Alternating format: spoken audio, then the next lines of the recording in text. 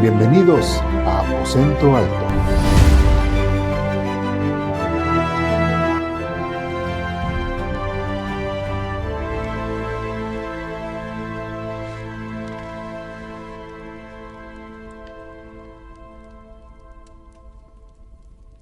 Bien, pues vamos a comenzar nuestra escuela dominical. Va a ser prácticamente la primera de esta nueva serie aquí en Aposento Alto. Vamos a hacer una oración para comenzar. ¿Sí? Dios mío, te damos infinitas gracias porque eres bueno con nosotros.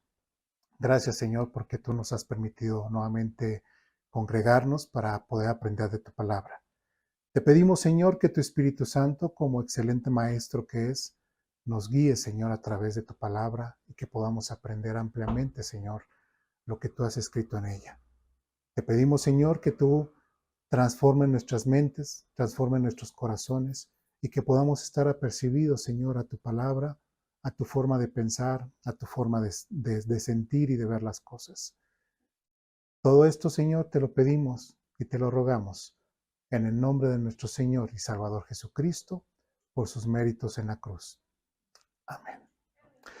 Muy bien. Ahí les hemos repartido unas hojitas. Precisamente vamos a ir cada semana con semana, les vamos a estar dando unas hojitas, lo que es el estudio de escuela dominical.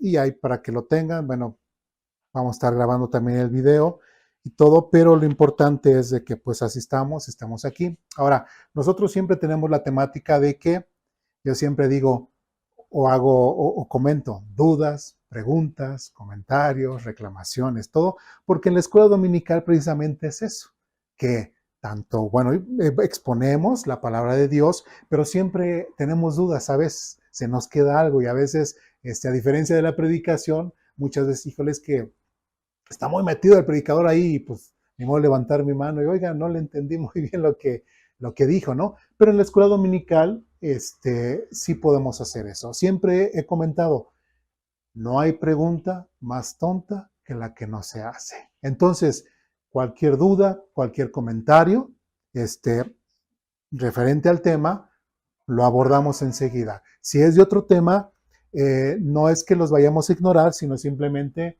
lo podemos dejar un momento, o igual si en su momento le podemos dar solución, pues le damos solución a ese momento, ¿sí? Pero lo importante es de que venimos a aprender, así por eso se dice escuela dominical, preguntamos, aprendemos, exponemos, tenemos total libertad, ¿sí? Entonces, dudas, preguntas, comentarios, reclamaciones hasta este momento, no.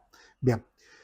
Vamos a Timoteo, capítulo 3, versículos 14 y 15. Ahí en las hojitas que les proporcionamos, puse precisamente ese versículo en la versión que nosotros estamos leyendo, que es la Nueva Traducción Viviente. Y ahí, pues bueno, ya si tienen más tiempo, más adelante, en 3 semanas, pues que se den el por qué nosotros decidimos leer esta versión de la Biblia y no la tradicional como la versión 60. De hecho, un servidor empezó a leer la Biblia con la nueva,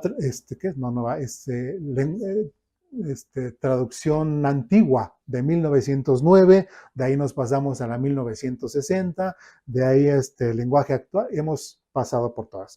Pero en el tema aquí, en cuanto a elegir una versión contemporánea, elegir una versión más clara en cuanto al lenguaje y poder compartir mejor el Evangelio, hemos decidido tomar esta versión, Nueva Traducción Viviente, ¿sí? La versión 60, recordemos que pues todavía tiene el de vosotros quisisteis y todo. Ahí me da mucha risa, bueno, en el caso de mi hijo Joab, que cuando tomábamos leíamos ciertas partes de la Biblia en versión 60 y llegábamos a Jonás, él pensaba que iba a decir así en Jonás, jolines, me ha tragado un pez. Entonces, pero no lo dice así, no lo dice así, pero si está leyendo todo así españolizado, es lógico que un joven o alguien puede decir, pues así me voy a encontrar la Biblia, ¿no? Sí, bueno, por ese lado es por lo que hemos decidido poder cambiar la versión de la Biblia. Bueno, pues vamos a Timoteo, capítulo 3, versículos 14 y 15. Dice, aunque espero verte muy pronto, te escribo estas cosas ahora. ¿Quién le está diciendo a quién? ¿Quién escribió la epístola a Timoteo? El apóstol Pablo. ¿A quién la dirige? A Timoteo. Este tipo de preguntas que les hago, yo también soy un maestro muy preguntón. ¿Por qué? Porque me interesa saber que ustedes estén aprendiendo y que el mensaje que yo les estoy dando, ustedes realmente lo estén recibiendo tal y como se debe de hacer. ¿Por qué? Recordemos que vamos a empezar a ver lo que son los métodos de interpretación de la Biblia. Vamos a ver algunos métodos erróneos, como a continuación dice, y más adelante vamos a ver los métodos correctos de cómo interpretar la Biblia.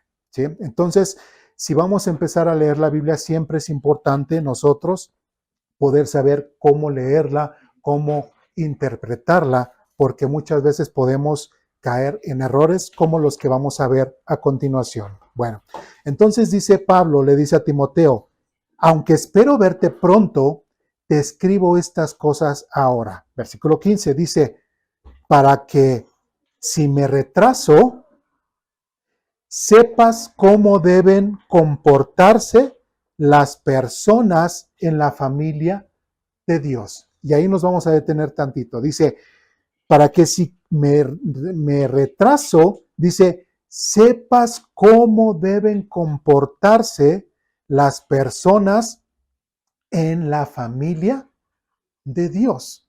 ¿Sí? De hecho, una de las veces que vino Camila preguntó, bueno, decía, es que todos somos hijos de Dios. Ya vimos algunos textos y dijo, no todos somos hijos de Dios. Y no porque lo diga Eduardo, no porque lo diga Juanito, no porque lo diga Pedrito, no porque lo diga quien sea, sino porque lo dice la Biblia, y de hecho ahorita lo vamos a ir tomando poco a poco. Entonces, por eso dice, para que sepas cómo deben comportarse las personas, dice, en la familia de Dios. ¿Sí? Y después dice, esta es la iglesia del Dios viviente.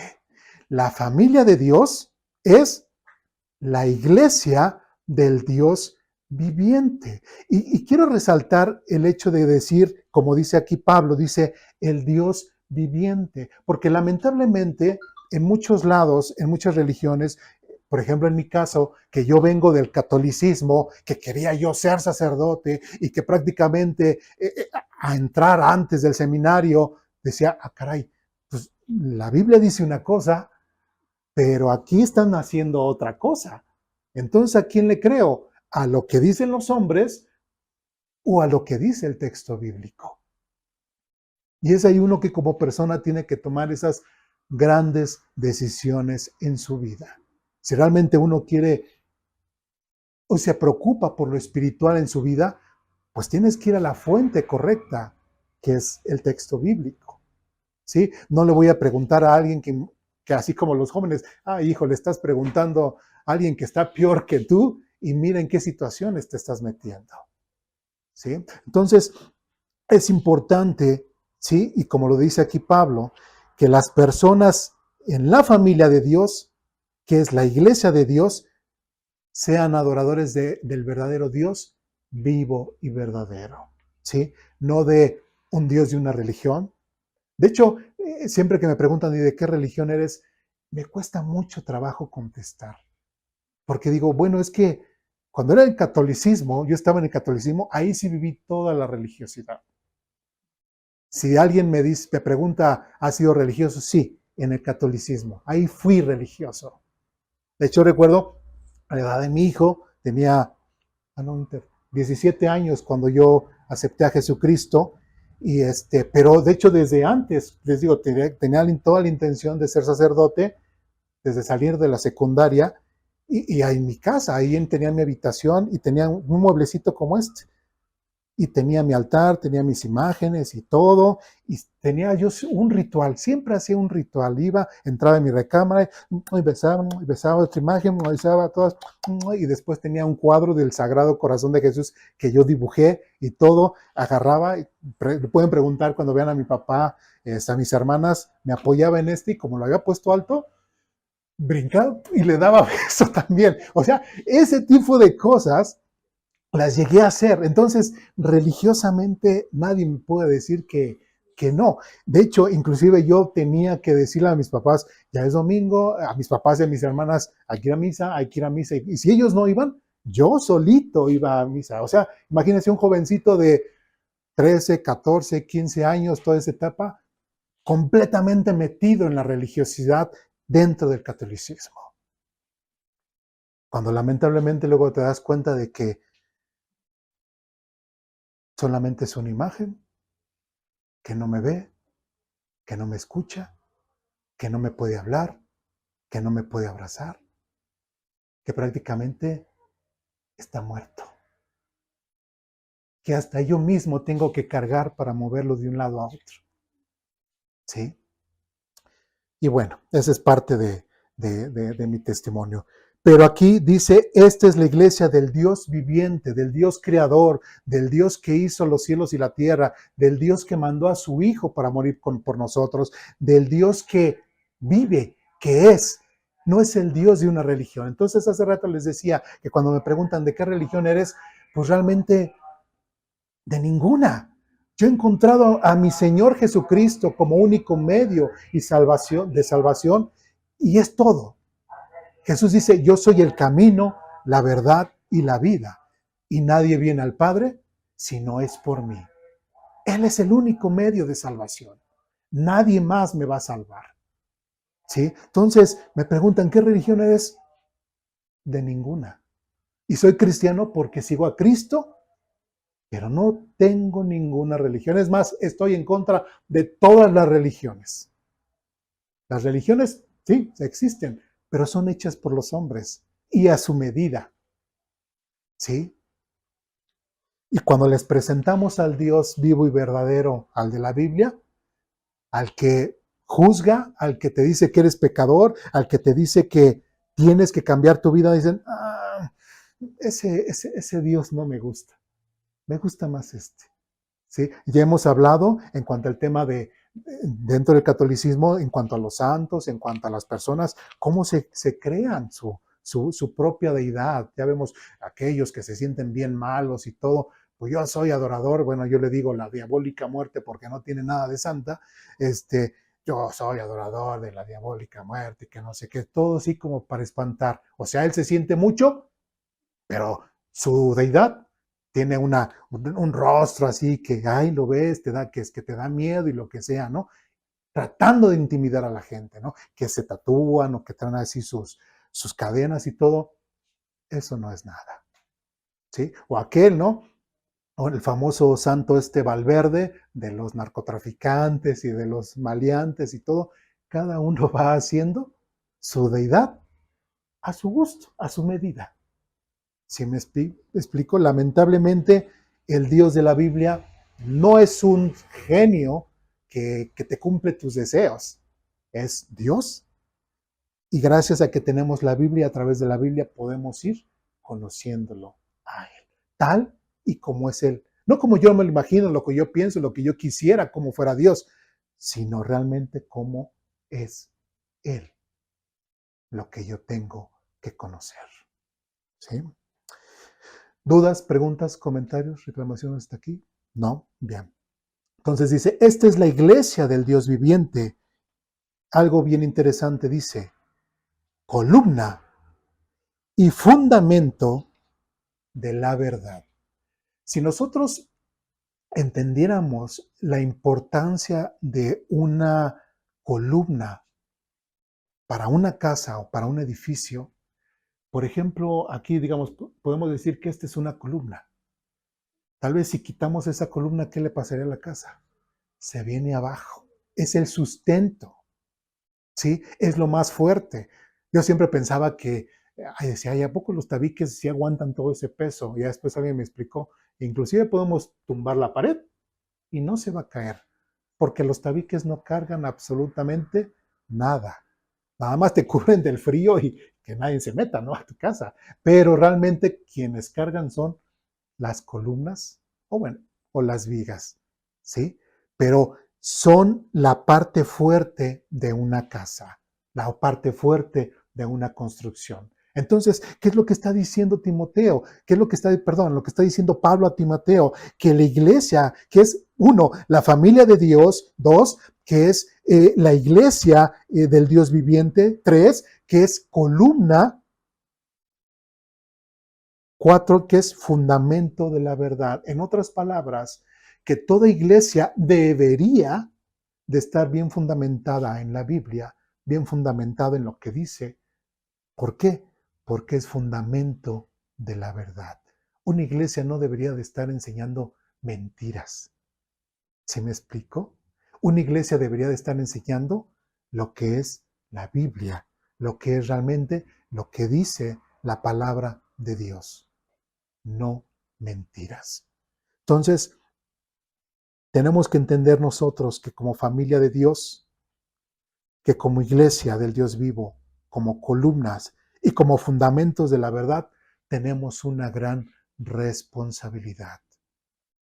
Estudiar, aprender, meditar, llevarla a nuestra vida, porque de cierta forma nosotros somos embajadores de aquellos de allá afuera, ¿sí?, de este Dios vivo y verdadero que se tiene que reflejar en nuestras vidas. Tristemente, en algunos podríamos decir, es que tus palabras no me dejan ver tus hechos, o tus hechos no me dejan, más bien, tus hechos no me dejan escuchar tus palabras. Si dices, ay, sí, muy Dios, que lees, que oras, que vas a la misa, que vas a la iglesia y todo, pero mira, ¿cómo estás?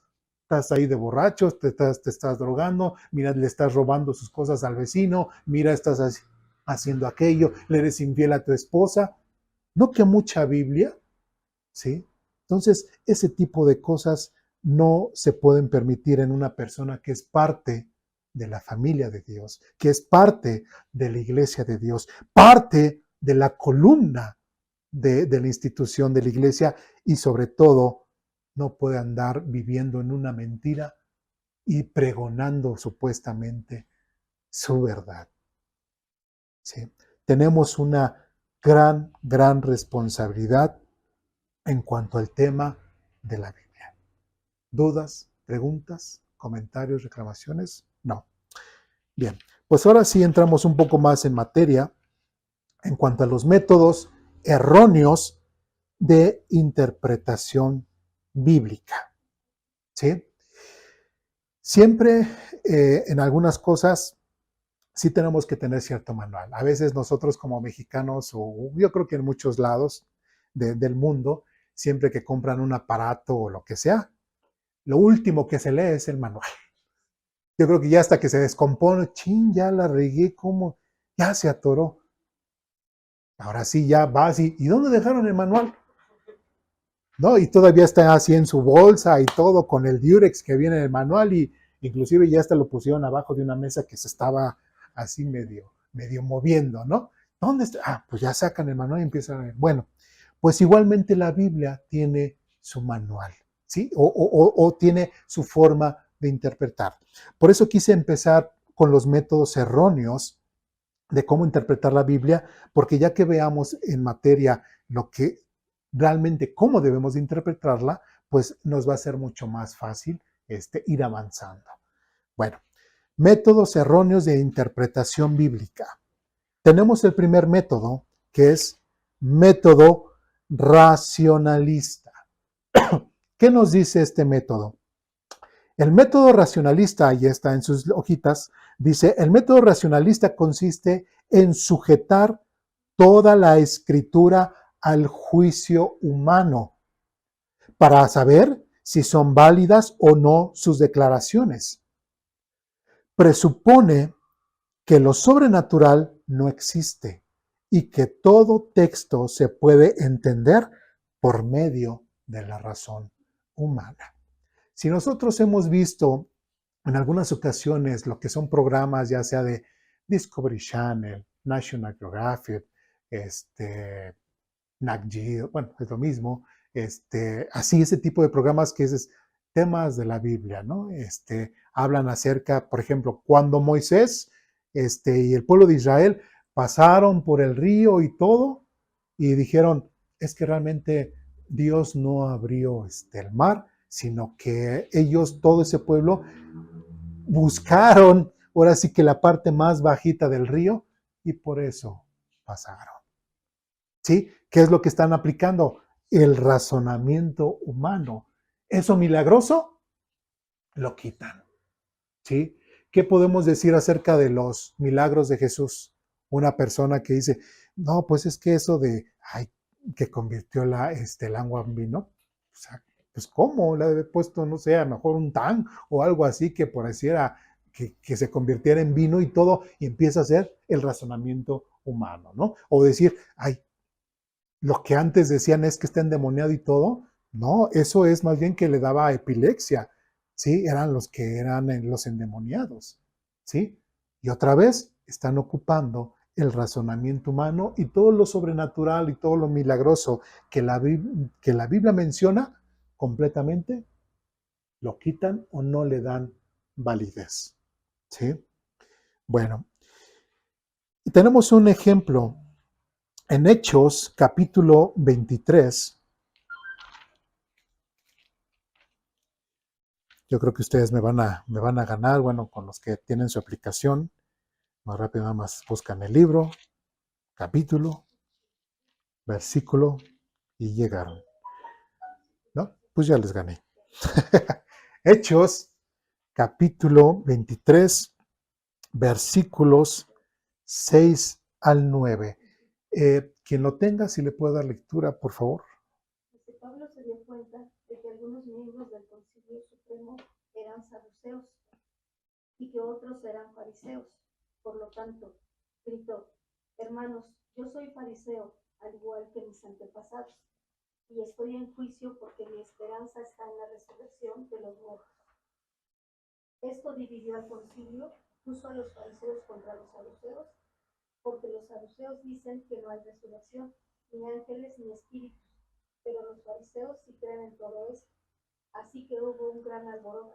Algunos de los maestros de la ley religiosa, que eran fariseos, se levantaron de un salto y comenzaron a discutir enérgicamente. Muy bien, así. No, sí, sígale. ¿Sí? Sí. Nosotros no encontramos nada malo en él, gritaban. Tal vez algún espíritu o ángel le habló. Hasta ahí, muy bien. ¿Qué vemos en este capítulo? Vemos, perdón, vemos a dos grupos dentro del judaísmo y a veces eso es lo que no entendemos o no comprendemos o no vemos. ¿A qué voy? Dentro del judaísmo también tenían sus formas de interpretar la Biblia, ¿sí? No todos pensaban de la misma forma. Y aquí Pablo dice que había dos grupos, los saduceos y los fariseos. Nos vamos a enfocar en este caso a los saduceos. ¿Qué es lo que dice en el versículo 8? Dice, porque los saduceos dicen que no hay resurrección, ni ángeles, ni espíritus. En otras palabras, esta rama de los judíos, llamada los saduceos, ¿qué forma de interpretar utilizaban? La racionalista. Todo lo espiritual no valía. ¿Sí? Y de hecho, qué interesante que precisamente los saduceos no citaban o no usaban todo el Antiguo Testamento. Ellos solamente utilizaban los 5 libros de la ley de Moisés y hasta ahí. Y todo lo demás lo olvidaban. Y qué interesante que después de los 5 libros, pues sigue el libro de Josué, los jueces, Ruth, llegan los profetas, llegan todos esos milagros que también Dios hizo a través de los profetas y cosas así que Dios hizo en el pueblo de Israel, pues como no las leen, como no es su sustento doctrinal, que dicen, no, lo ignoramos. Y en la ley no habla cosas de milagros, no habla cosas de sí, de hacer milagros o de ángeles o de la que sea. Entonces, pues no existe. ¿Sí me explico? Entonces, tenemos que tener cuidado porque, bueno, en otras ocasiones ya hemos mencionado que muchas veces hay algunas personas, algunos hermanitos o falsos hermanitos que tratan de judaizar a la gente o a nosotros como gentiles, de cierta forma, y no entendemos que aún dentro del judaísmo hay diferentes formas de pensar. En el mismo tiempo del Señor Jesucristo, no todos los judíos, aunque leyeran la Biblia, interpretaban o entendían la Biblia de la misma forma. ¿Sí me explico? ¿Sí? Y en el caso de los saduceos, prácticamente todo lo que es espiritual, todo lo que es milagroso, todo, prácticamente ellos no lo creían. ¿Sí? No lo creían. Y sin en cambio, dice, pero los fariseos sí creen en todo eso. Sí creen en los milagros, sí creen en todo. Entonces, la próxima vez que ustedes vuelvan a leer lo que es los evangelios y cuando vean que se acerca o los fariseos o se acercan los saduceos, entendiendo esto, entenderán desde su punto de vista cómo es que le preguntan las preguntas a Jesús y cómo es que lo quieren hacer traslabillar o caer, ¿sí? Pero con base desde su fuente doctrinal, ¿sí? Entonces, qué interesante, y Pablo fue muy astuto, porque dice en el versículo 6, Pablo se dio cuenta, ¿de qué se dio cuenta? De que algunos miembros del Concilio Supremo eran saduceos y que otros eran fariseos. ¿Sí? Porque unos pensaban de una forma y otros pensaban de otra forma. ¿Y qué fue lo que dijo Pablo? Se levantó y dijo, yo soy fariseo. ¿Y qué dijeron los fariseos? Es de nosotros. Lo apoyamos. ¿Y los saduceos qué dijeron? Pues estamos en contra. Muy astuto y sabía que al decir eso iba a ser precisamente esa revuelta o esa división. Tanto que inclusive al final, en el versículo 9, dice, nosotros no encontramos nada malo en él. Gritaban. ¿Quiénes gritaban eso? Los fariseos. Dice, inclusive decían, tal vez algún espíritu o ángel le habló. ¿Por qué? Porque ellos sí creían. ¿Sí me expliqué? Pero los saduceos no. Ahora, otro dato importante que tenemos que ver aquí. Dice, Pablo se dio cuenta de que algunos miembros del Concilio Supremo eran saduceos y que otros eran fariseos. Esto tiene un resultado, bueno, de los que hemos leído o los que vamos a seguir leyendo otra vez, lo que es la vida del pueblo de Israel a lo largo de los profetas, a lo largo de los reyes y todo, nos daremos cuenta del que el pueblo de Israel nunca fue un buen pueblo para Dios. Hicieron sufrir mucho a Dios. ¿Sí? Y los que deberían de ser los líderes de Israel, los que deberían de ser los que guiaban a Israel, los que les enseñaban en cuanto a la Biblia, ¿quiénes eran? Los sumos sacerdotes, los sacerdotes. Pero ahí hay una contradicción. ¿Cómo un sumo sacerdote puede llegar a tener un pensamiento saduceo? ¿Qué esto qué es? Todo lo milagroso, lo espiritual, no existe. Solamente la ley. Entonces ellos que eran completamente religiosos, de hueso colorado. Los fariseos también, pero sí creían en las demás cosas. ¿Sí? Pero imagínense, imagínense yo, como pastor, imagínense yo aquí predicándoles de Dios y que alguien me pregunte, ¿pero creen en Dios? No. ¡Qué contradicción! o a un sacerdote o en o en cualquier lado, tanto que puede estar predicando, enseñando de la Biblia y todo, y al final le pregunta, ¿pero si le creen en Dios? No. ¿Se dan cuenta de la magnitud de los saduceos? ¿Se dan cuenta de la magnitud de la religiosidad vacía y sin fruto que había en el pueblo de Israel? Que mucha gente dice, no, es que a lo mejor si nos acercamos al Antiguo Testamento, a Dios, a través de más del Antiguo Testamento, y nos acercamos más al pueblo de Israel, y me vuelvo judío y todo, puedo estar más. No. Inclusive puede ser completamente lo contrario.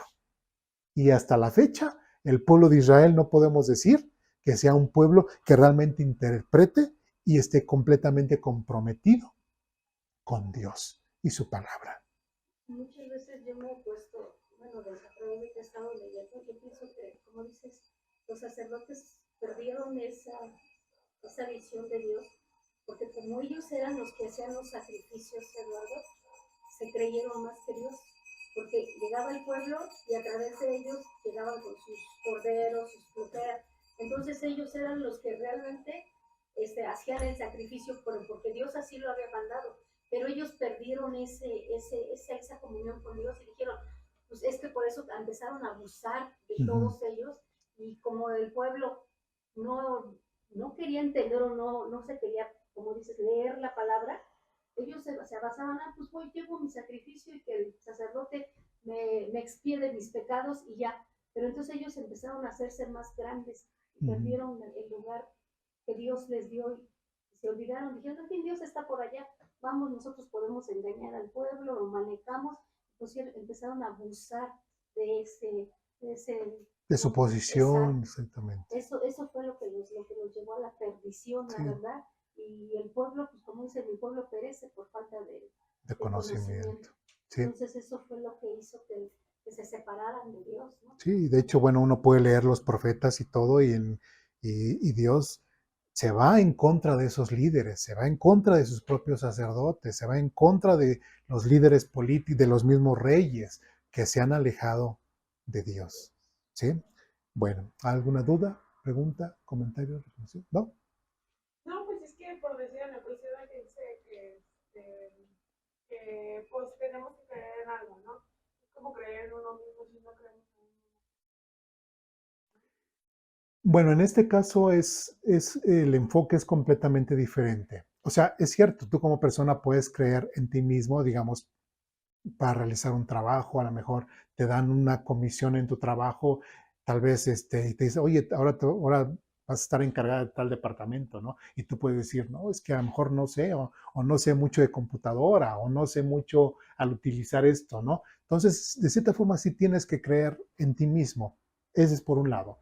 Pero al tema al que nos estamos refiriendo aquí es en cuanto a la creencia realmente en Dios, que es completamente diferente. Dios siendo más persona que nosotros. O sea, lamentablemente a nosotros a veces se nos olvida que Dios es una persona.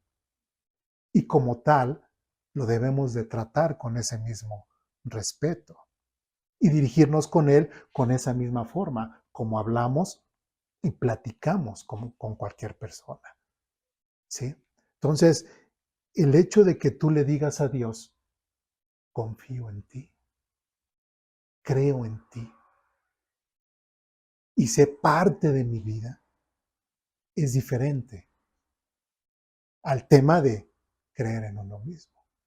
Porque también esa es otra forma de pensar filosófica en cuanto al centrarse en el humanismo, en creer en el hombre, ¿no? En sí mismo y en las cosas. El mismo hombre es su propio Dios.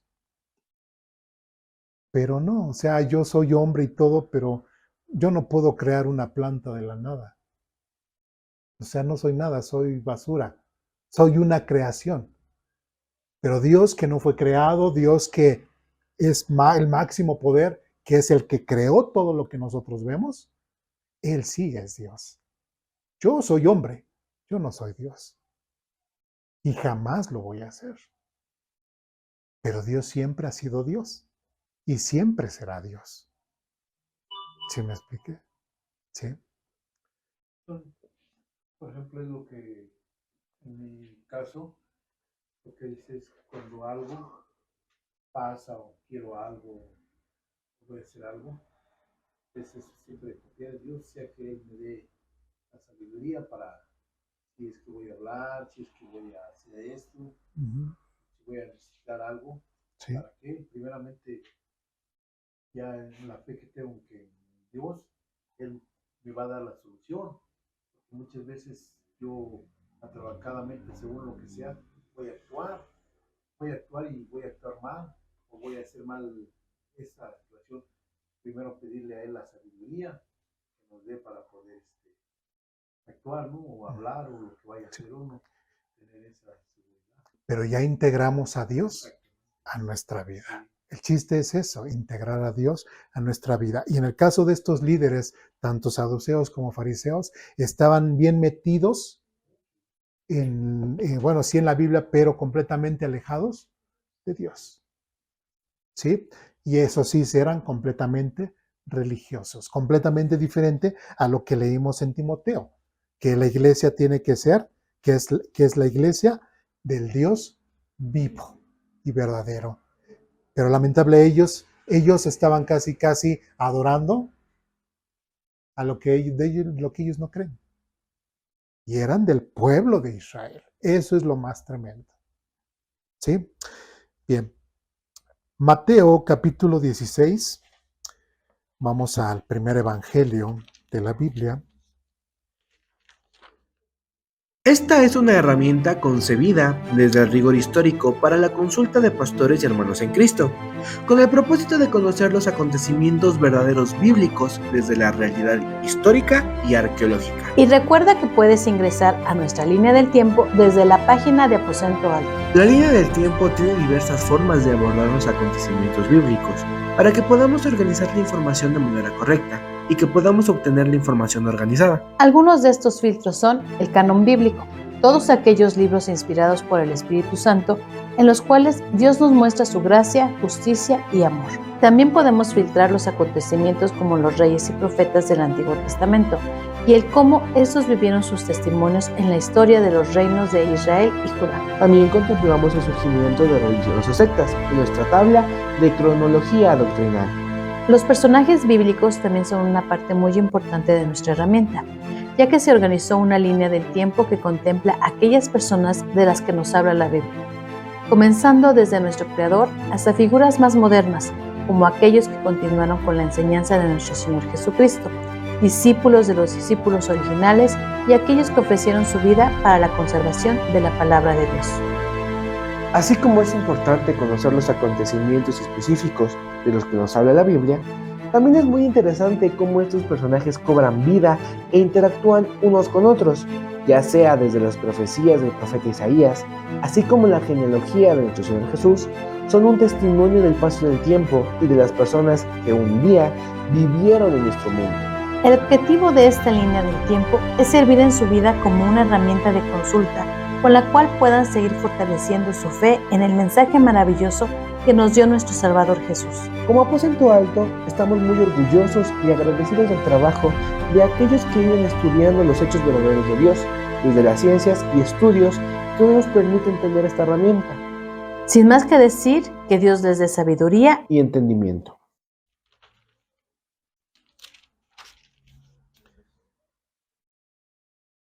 Mateo capítulo 16, versículos del 5 al 12.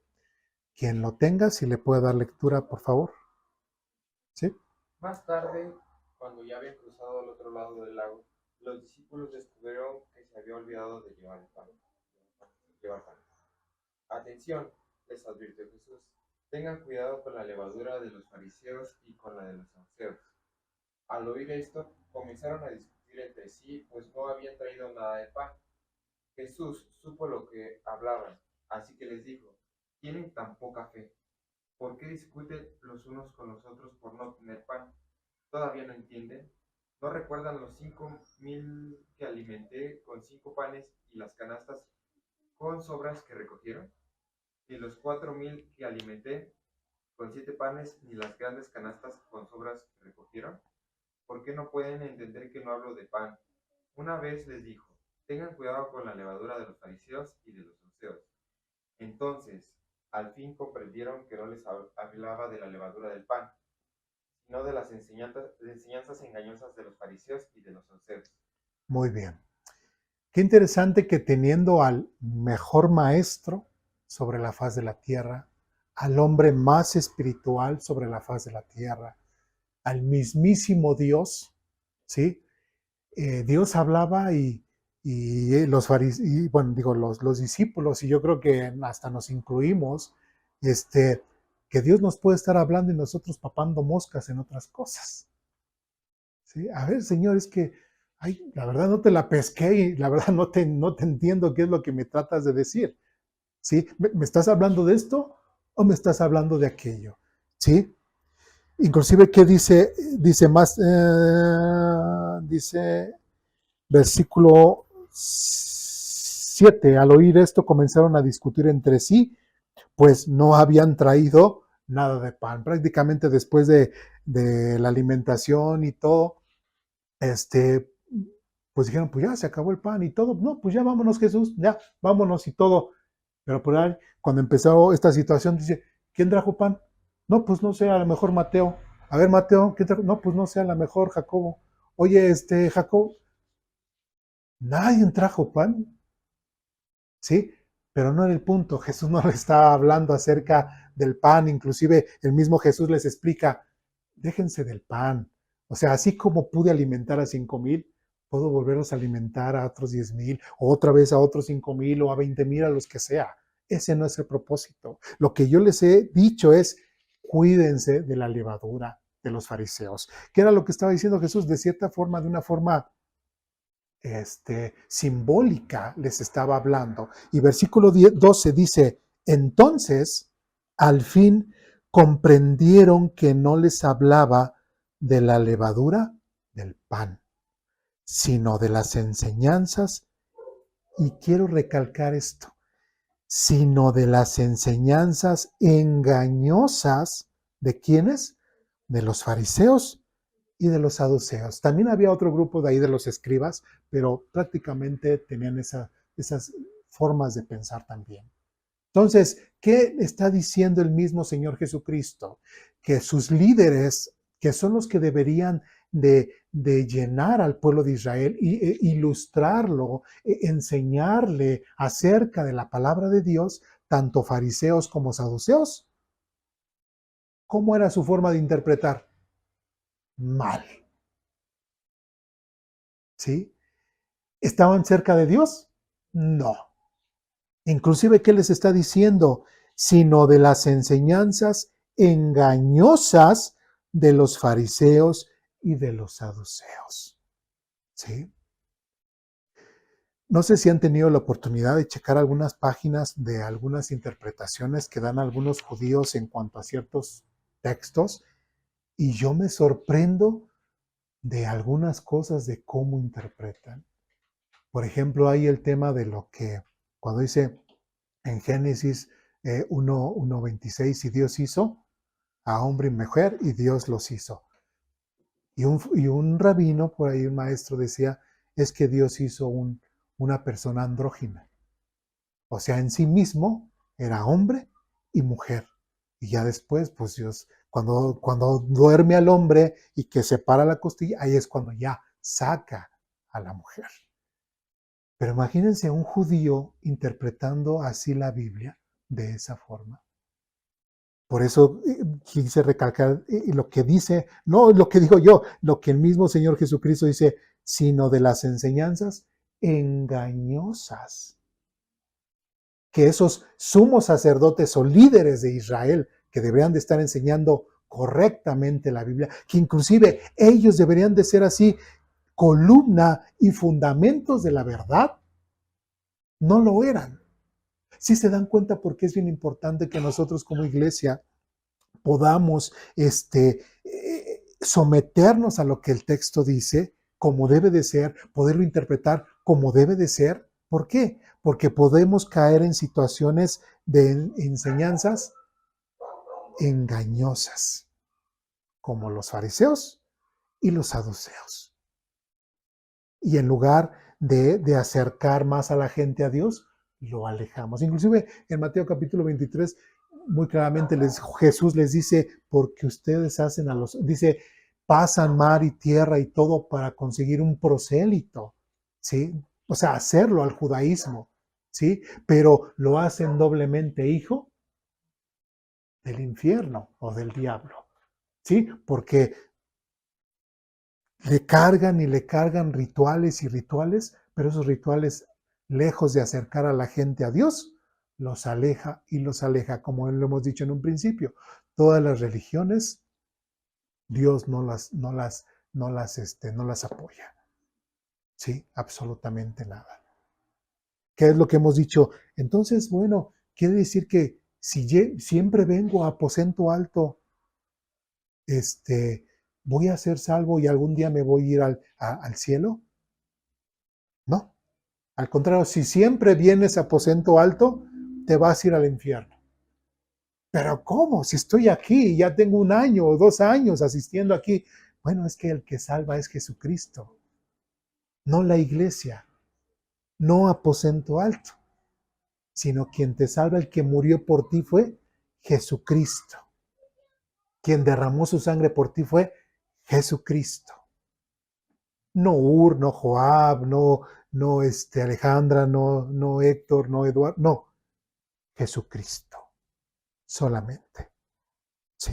Entonces, este tipo de personas que tenían un método erróneo o un método racionalista de los saduceos, al tener esta forma de pensar, ¿cómo es como los nombra el Señor Jesucristo? Que tienen enseñanzas engañosas.